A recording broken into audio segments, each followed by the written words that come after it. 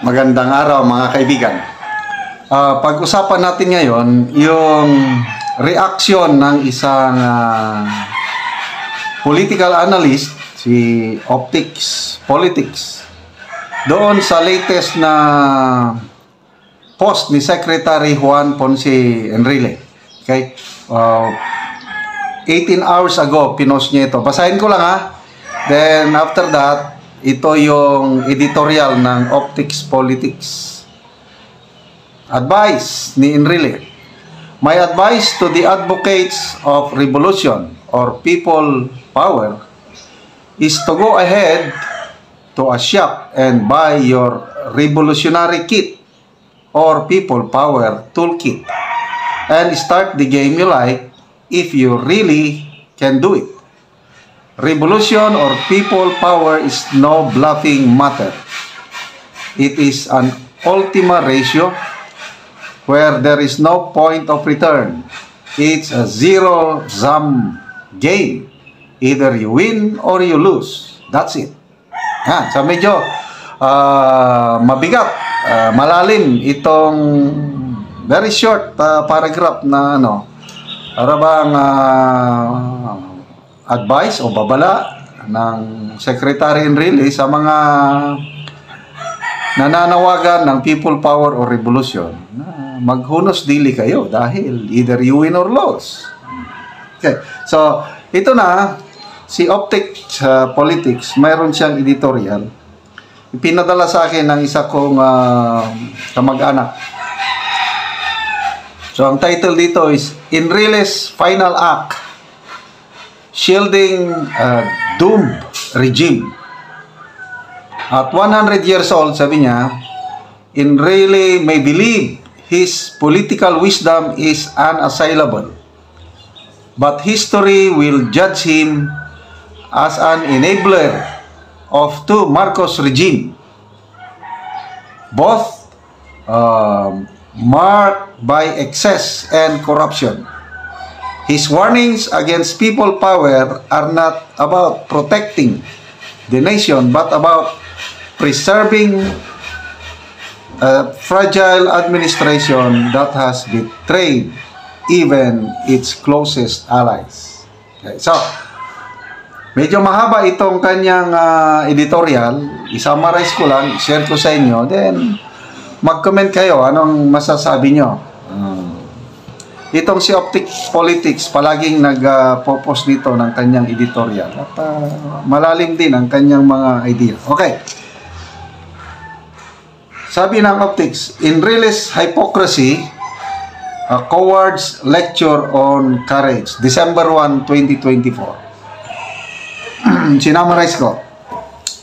Okay, yung sabi niya na declaring people power as a zero-sum game diminishes the legitimate frustration of a nation battered by corruption, incompetence, and betrayal. Binabaliwala daw yung phrase na zero-sum game. Binabaliwala yung legitimate na pagkadismaya ng mga tao ngayon na pigang-piga na corruption, incompetence, and betrayal. Tapos, yung sinabi ni Secretary Enrile na bluffing matter ang people power, it reeks an opportunistic hypocrisy. Hipokrito daw. Bakit? Kasi, sabi ni Optics Politics, Enrile forgets that without people power, his political career would have been buried alongside the atrocities of the dictatorship he once served. Okay. Napakadelikado na po ang buhay ni Secretary Enrile and Fidel V. Ramos plus mga ilan-ilang sundalong kasama nila noong 1986. Mabuti na lang at dumating ang mga tao sa EDSA at sila yung nagprotekta sa mga grupo ni Enrile at Ramos. So ito ang sinasabi ni Optics na pasalamat ka sa people power. So It's not a bluffing matter. But to me, ang talagang alam kong nagligtas sa kanila is yung desisyon ng Pangulong Marcos Sr., yung pagmamahal niya sa bayan, pagmamahal niya sa Pilipino, na ayaw niyang dumanak ng dugo. Kasi na excuse me, naka-ready na ang mga loyal forces ng Marcos administration, no. Mayroong short video na sumalodo si General Fabian Ber na, "Sir, we are ready to fire." Ibig sabihin, paputokan na yung Camp Crame.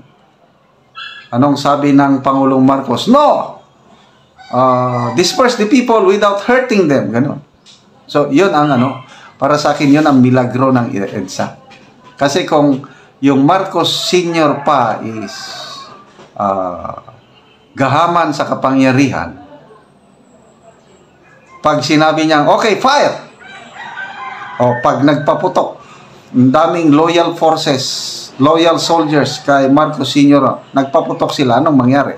Ay di maraming malagas.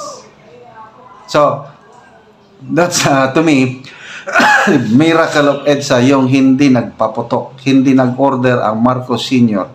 na gumante, bagkus, kusa siyang lumisan sa Malacanang, then, to make the long story short, napunta siya ng Hawaii, hanggang doon na siya binawian ng buhay. Okay, so, next, yung statement o yung praise na sinabi na, "You buy a revolutionary kit." Bili na kayo ng tools, kit. Anong ibig niya sabihin doon? Mga kagamitan. Anong klaseng kagamitan para magrevolusyon? Sabi ng Optics Politics, "It insults the intelligence of every Filipino who stands against tyranny." Agree ba kayo? Kasi yung mga tao sa EDSA, pang-anim na araw na ba ngayon, napuno na ang salop. Kaya nandun sila, nagsasakripisyo na, nagrarally. Okay. So, sabi ng Optics, "People power is not about theatrics or kits. It is reclaiming democracy from the one who abuse it." Anong democracy, di ba? It's a government of the people, by the people, and for the people. So, sino ngayon anong klaseng demokrasya tayo? Wala na eh. Ang kapangyarihan, nasa powers that be. Wala na sa mga tao. Ang tao na ngayon ang nagiging biktima ng, yan na nga, corruption, incompetence, betrayal. Okay. So, sabi ng Optics Politics, sabi niya, EDSA rally, yung nandun, ng mga tao, it's not just in support of the Dutertes, but it is a reflection of growing discontent with the Marcos administration. Magbasa kayo sa mga comments tungkol sa pangyayari ngayon. Mag-post ang mga mainstream media. O kahit ito, post ni Secretary Enrile, magbasa kayo sa mga comments. Ako, nagbabasa ko. Karamihan, pabor sa Duterte, karamihan against sa ginagawa ng gobyerno ito. Kanina umaga, nakatanggap ako ng message galing sa classmate ko sa college. Sabi niya, "Sir, nabasa ko yung mga comments, napan ko yung vlog mo. Grabe, yung ginagawa nila, panggigipit sa mga Duterte. Sumusobra na sila. Nasa London ako ngayon, sir." Sabi ko, "Diyan ka na ba nakatira?" "Hindi, sir, nagbakasyon lang." Kaya lang, sumusobra na sila. Yun na po ang growing sentiment ng mga karaniwang tao.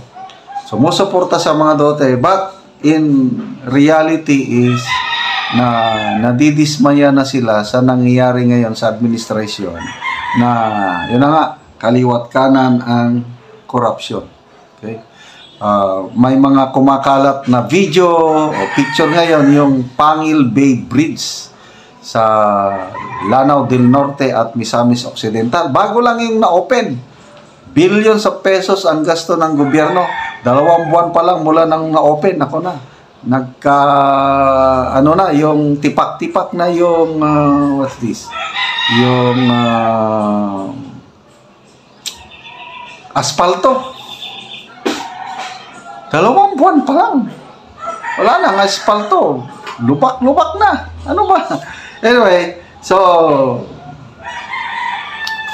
kayo na po ang maghusga. Isinare ko lang sa inyo ang opinion ni Optic Politics. Mag-comment kayo, agree ba kayo dito sa sinasabi ni Optic Politics or dito sa sinasabi ni Secretary Enrile na maghunos daily kayo, mahirap na labanan yan, nasabukan ko na, cool lang tayo, hintayin natin ang eleksyon. Yan ang sinasabi ni Secretary Enrile. May 2 eleksyon daw next year at saka sa 2028.